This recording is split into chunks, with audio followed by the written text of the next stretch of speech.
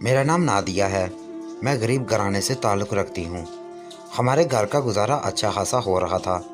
ہمارے گھر میں ہم 2 بہنیں اور 4 بھائی تھے۔ میری بڑی بہن کی شادی کے 2 سال بعد اسے خدا نے اولاد کی نعمت سے نوازا، اور اس کے بعد ان کے ہاں کوئی اولاد نہیں ہوئی، جس کا ان کے شوہر کو بہت زیادہ غصہ تھا۔ اس لیے 3-4 سال انتظار کرنے کے بعد آخرکار ان کے شوہر نے دوسری شادی کر لی۔ میری بہن بہت زیادہ اداس ہو گئی۔ ناراضگی کے طور پر وہ کچھ دنوں تک ہمارے گھر پر آ کر بیٹھ گئی، لیکن اب باہر کیا ہو سکتا تھا؟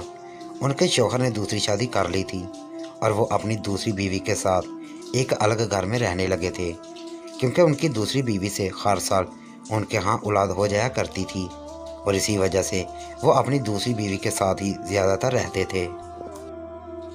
میری بہن کے پاس کبھی کبھی آتے تھے۔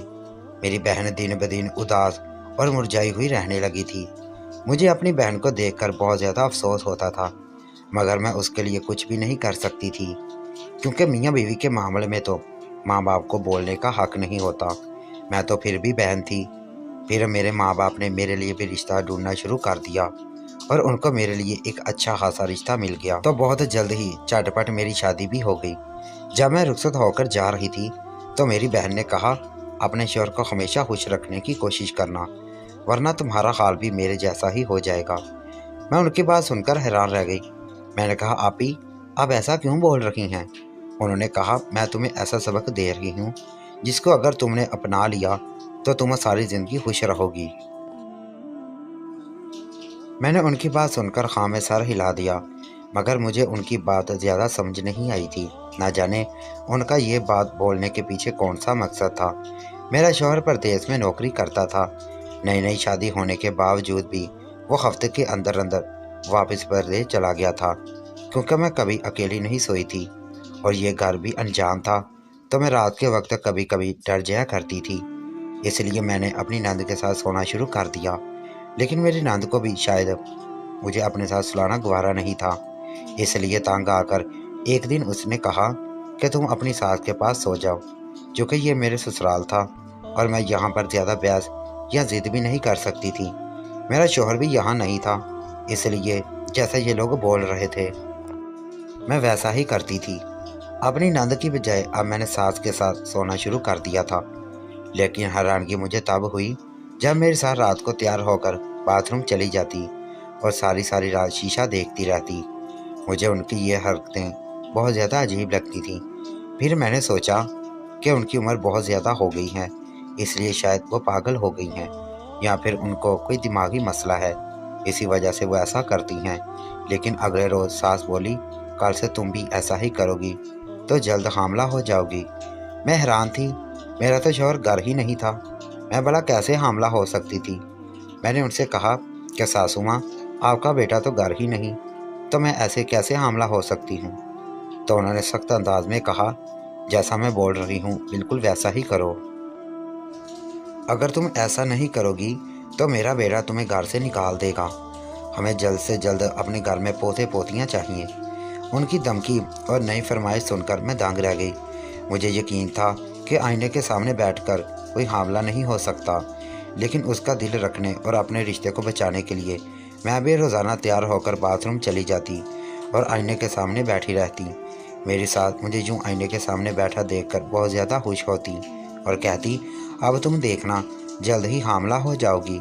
2 ہفتوں بعد اس نے محلے کی دائی کو بلایا اور کہا، اسے چیک کرو کہ مجھے لگتا ہے میری بہو ماں بننے والی ہے۔ ان کی بات سن کر میرے سر میں درد ہونے لگا، کیونکہ میں کئی راتوں سے سوئی نہیں تھی، اور اوپر سے آج ان کا نیا ڈرامہ شروع ہو گیا تھا۔ میرا دل چاہ رہا تھا کہ میں انہیں منع کر دوں، میری ساس کو کیا ہو گیا تھا، لیکن اس دائی ماں نے مجھے چیک کیا اور کہا کہ مبارک ہو، تمہاری بہو ماں بننے والی ہے۔ یہ سن کر میری ٹانگوں تلے سے زمین نکل گئی۔ آخر ایسا کیسے ممکن ہو سکتا ہے؟ میں کیسے ماں بن سکتی تھی؟ میرا تو شوہر ہی گھر پر نہیں تھا۔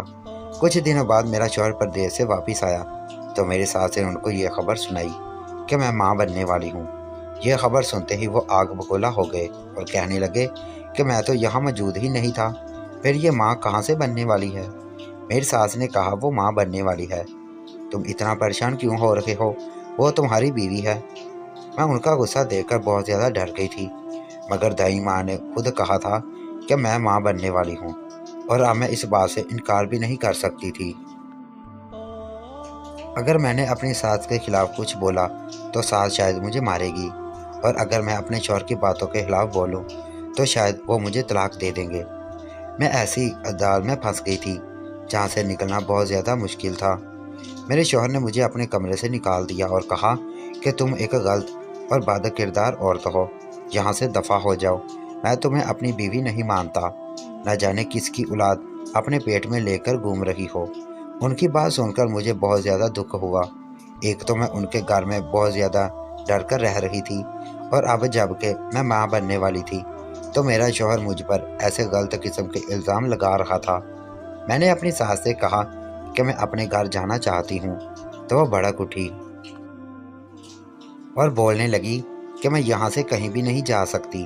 उनकी बात सुनकर मुझे बहुत ज़्यादा हैरानगी हुई, क्योंकि अपनी शादी के बाद मैं सिर्फ एक बार ही अपने मेके गई थी। उसके बाद मैंने कई बार कहा था कि मुझे अपने मेके जाने दिया जाए, मगर मेरी सास ने एक बार भी मुझे मेके नहीं जाने दिया। मुझे समझ नहीं आ रही थी आखिरकार ये लोग मुझे मेरे मेके क्यों नहीं जाने देती। मैंने कहा, सासू माँ, मुझे अपने शौहर ने भी कमरे से निकाल दिया है। अब मैं कुछ दिनों तक अपने मेके में रहना चाहती हूँ। तो मेरी सास ने कहा, अगर तुम्हें शौहर ने अपने कमरे से निकाल दिया है तो तुम किसी दूसरे कमरे में रह लो। शौहर की नाराज़गी 4 दिन की होती है। आज निकाला है, कल दोबारा फिर वो तुम्हें अपने कमरे में बुला लेगा। ये सुनकर मैं बहुत ज़्यादा उदास हो गई। मेरा दिल चाह रहा था कि मैं एक बार जाकर अपनी बहन और माँ बाप से मिल लूँ, मगर उन लोगों ने तो शायद मुझे कहीं ना जाने देने की कसम खाई थी। वो 2 दिनों बाद ही मेरा शौहर दोबारा परदेश चला गया। मैं हैरान रह गई। आखिर ऐसी भी कौन सी नौकरी है जो पाकिस्तान से दूसरे मुल्क में आने जाने के लिए सिर्फ 1 दिन से 2 दिन की छुट्टी दी जाती है। मैंने अपनी सास से पूछने की कोशिश की, आखिरकार मेरा शौहर कौन से मुल्क में नौकरी करता है, लेकिन उन्होंने कहा वो अनपढ़ हैं, उन्हें कुछ भी नहीं मालूम वो कौन से प्रदेश में नौकरी करता है। मगर हाँ, उनका बेटा प्रदेश में रहता है और बहुत ज़्यादा कमाता है। मैं उनकी बात सुनकर हाँ में सर हिला दिया, क्योंकि वाकई मेरा शौहर हर महीने बहुत ज़्यादा पैसे हमारे घर भेजता था। एक दिन मेरी तबीयत बहुत ज़्यादा ख़राब हो गई तो मेरी सास मुझे लेकर अस्पताल चली गई। डॉक्टर ने मेरा रूटीन का चेकअप किया और कुछ दवाइयाँ लिख दी। जब हम घर वापस आने के लिए रिक्शे में बैठे तो मुझे ऐसे लगा जैसे सड़क पर अभी अभी मेरा शौहर जा रहा हो। मैंने मुड़कर देखा तो वाकई वो मेरा शौहर था। मैंने अपनी सास से कहा, देखें वो आपका बेटा है। मेरी सास ने उस तरफ देखा और कहा, नहीं, वो मेरा बेटा नहीं है। मुझे अपनी सास की दिमागी हालत पर शक होने लगा, जिसने उसे अपना बेटा मानने इनकार कर दिया। मैंने कहा कि सासू माँ, गौर से देखें, वो आपका ही बेटा है। तो इस तरफ देखने की बजाय मेरी सास ने मुझे ही झड़क दिया और कहा कि ज़्यादा इधर उधर देखने की ज़रूरत नहीं है। जब तुम्हारा शौहर वापस आएगा तो मैं उसे बता दूंगी। तुम उसके जाने के बाद इधर उधर के मर्दों को देखती हो और उनमें तुम्हें अपना शौहर नज़र आता है। उनकी बात सुनकर साकत रह गई। मुझे उसकी बातें इतनी अजीब लग रही थी। मेरी सास अपने ही बेटे को बेटा मानने से इनकार कर रही थी और मेरे किरदार पर इल्ज़ाम लगा रही थी। मैं उनके इंसान पर खामोश हो गई। भले मेरी सास लाख मानने से इनकार कर दिया कि वो उनका बेटा नहीं था, मगर मुझे यकीन था कि मैंने अभी अभी अपने शौहर को देखा है, और अब मैं ये जानकर ही रहूँगी कि आखिर वो यहाँ क्या कर रहे थे। कुछ दिन पहले तो उन्होंने कहा था कि वो प्रदेश जाकर अपनी जॉब कर रहे हैं। अगले दिन मैंने अपनी सास से कहा कि मेरी तबीयत आपके साथ सोने में ख़राब हो जाती है, इसलिए मैं चाहती हूँ कि मुझे कोई और कमरा दे दिया जाए। मेरे शौहर का कमरा तो अब खाली पड़ा है, तो मैं उनके कमरे में रह लेती हूँ। मेरा शौहर जब वापस आएगा तो मैं इस कमरे से चली जाऊँगी। मेरी बात सुनकर पहले तो मेरे साथ मुझे शक भरी नज़रों से देखने लगी, और फिर ना जाने उनके दिमाग में क्या आया कि उन्होंने मुझे अपने कमरे में रहने की इजाज़त दे दी। तो मैं बखुशी अपने कमरे में जाकर रहने लगी। लेकिन अब मुझे ये बात भी पता करनी थी कि आखिर मेरा शौहर पाकिस्तान में क्या कर रहा है, जबकि वो तो सारी घर वालों को ये बोलकर गया कि वो परदेश में काम कर रहा है। अपने कमरे में आने के बाद मैंने अपने भाई से रब्ता किया और कहा, यह बात किसी को भी पता ना चले। मैंने अपने शौहर को पाकिस्तान में ही देखा है और इसी शहर में देखा है। वो पता करके मुझे बताए। کہ کیا میرا شوہر واقعی پاکستان میں ہے یا یہ میرا کوئی وہم تھا۔ میرے بھائی نے میرا کام کرنے کی حامی بھر لی اور اب مجھے انتظار تھا کہ کب میرا بھائی مجھے اپنے شوہر کے بارے میں بتائے گا۔ کچھ دن تک میں یوں ہی کسی اچھی خبر کا انتظار کرتی رہی، لیکن میرے بھائی کے ہاتھ ایسا کچھ بھی نہیں لگا جس کی وجہ سے یہ پتہ چل سکے کہ میرا شوہر پاکستان میں ہے۔ آخر کار میں مایوس ہو گئی اور مجھے بھی ایسا ہی لگنے لگا کہ یہ میرا کوئی وہم تھا۔ ایک دن رات کے وقت مجھے شدید پیاس لگی تو میں اپنے کمرے سے باہر نکل آئی، مگر مجھے ایسے لگا جیسے ہال میں کھڑے ہو کر کوئی بات کر رہا ہے۔ ہر طرف گپ اندھیرا تھا اور میں نے بھی لائٹ نہیں جلائی تھی، تو میں اپنی چپل ایک طرف کر کے رینگتے قدموں سے ہال کی طرف بڑھی۔ گھر تو میرا جانا پہچانا ہی تھا، تو جہاں سے آواز آ رہی تھی میں اسی طرف بڑھنے لگی۔ ہال میں گزر گزر کی آوازیں آ رہی تھیں۔ مجھے زیادہ کچھ سمجھ نہیں آئی، لیکن میں اتنا سمجھ گئی تھی کہ میری ساس کسی آدمی سے بات کر رہی تھی۔ مجھے حیرت ہوئی، میری ساس اتنی رات کو اندھیرے میں یوں چھپ کر کسی آدمی سے کیوں بات کر رہی ہے؟ میں تھوڑا اور ان کے قریب جا کر آوازیں سننے کی کوشش کرنے لگی تو مجھے سنائی دیا میری ساس بول رہی تھی کہ جب تک ہمارا کام پورا نہیں ہو جاتا میری بہو کو کچھ بھی پتہ نہیں چلنا چاہیے۔ اگر اسے ہمارے پلانٹ کی ذرا سی بھی بند پڑ گئی تو یہ ہمارے لیے بہت بڑا خطرناک ثابت ہوگا۔ ہم جو کام کر رہے ہیں اس میں بہت زیادہ خطرہ ہے۔ یہ بات سن کر میرے پیروں تلے سے زمین نکل گئی۔ آخر ایسا بھی کون سا راز ہے جو یہ لوگ مجھ سے چھپا رہے ہیں؟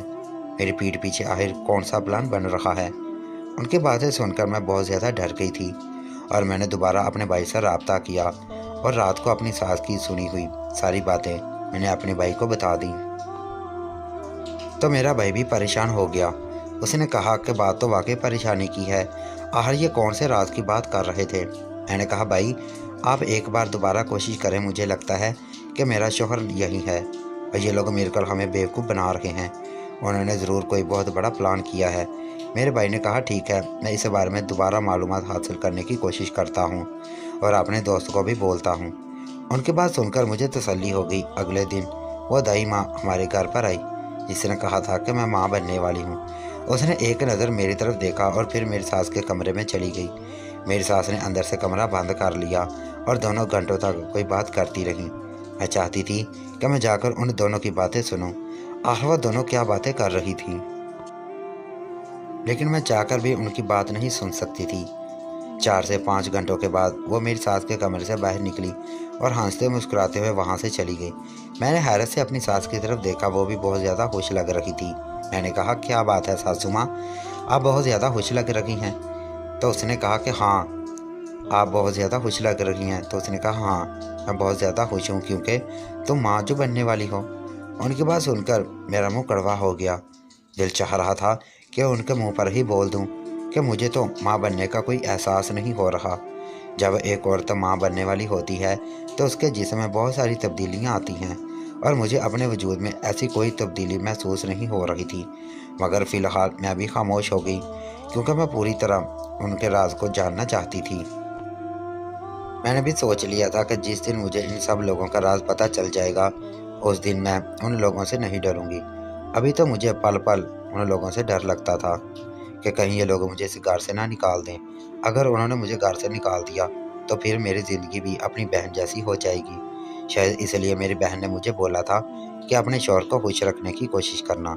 3 دن بعد میرا شوہر دوبارہ گھر آ گیا، مگر اس بار جب وہ گھر آیا تو میرے پیروں تلے سے زمین نکل گئی، کیونکہ اس بار وہ اکیلا نہیں آیا تھا بلکہ اس کے ساتھ ایک عورت اور ایک بچہ بھی تھا۔ میں ان تینوں کو دیکھ کر بہت حیران ہوئی۔ میرے سامنے ان کی بہت زیادہ خوشامد کی اور وہ ان کی طرح خدمت کر رہی تھی جیسے وہ بہت پہلے سے جانتی ہو کہ ایسا ہونے والا ہے، مگر میری تو دنیا ہی اجڑ گئی تھی۔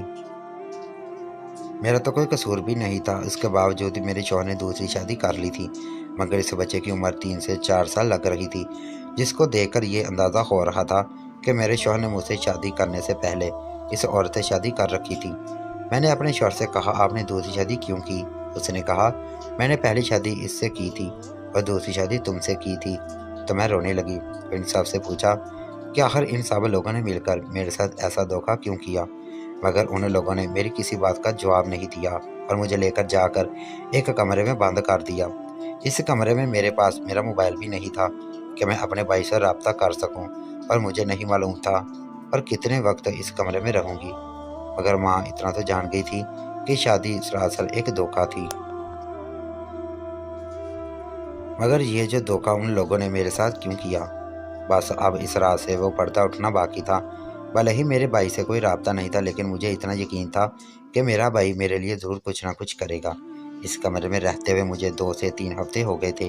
میری حالت بہت زیادہ خراب ہو گئی تھی، کیونکہ مجھے یہاں کھانا پینا بھی صحیح طرح نہیں ملتا تھا اور باہر کے لوگ بھرپور عیش کر رہے تھے۔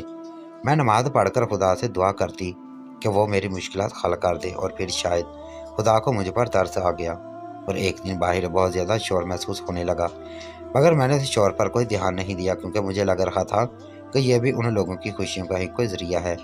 مگر اس وقت کسی نے مجھے آ کر کمرے سے نکالا اور میں یہ دیکھ کر حیران رہ گئی کہ وہ انسان کوئی اور نہیں بلکہ میرا اپنا بھائی تھا۔ بھائی مجھے لے کر نیچے ہال میں آ گیا، جہاں میرے ساس اور شوہر اور ان کی بیوی بیٹھے تھے۔ میری ساس کو ایک لیڈی کانسٹیبل نے 2 تھپڑ مارے تھے، جس کے بعد وہ رو رہی تھی۔ میری نند بھی ایک طرف سہمی ہوئی بیٹھی تھی، وہ بول رہی تھی کہ انصاف میں تھے، ان کا کوئی قصور نہیں۔ میرے بھائی نے میرے شوہر سے کہا، کیا وہ بتائیں آخر ان لوگوں نے ہمارے ساتھ ایسا دھوکہ کیوں کیا تھا؟ اس نے کہا کہ وہ کالج کے زمانے سے ایک لڑکی کو پسند کرتا تھا، لیکن ہمارے خاندان میں اپنی پسند کی شادی کروانے کا رواج نہیں تھا۔ اگر کوئی پسند کی شادی کرتا تو اسے خاندان سے باہر نکال دیا جاتا تھا، لیکن اگر کسی کی پہلی شادی ٹوٹ جائے تو وہ دوسری شادی اپنی پسند سے کر سکتا تھا۔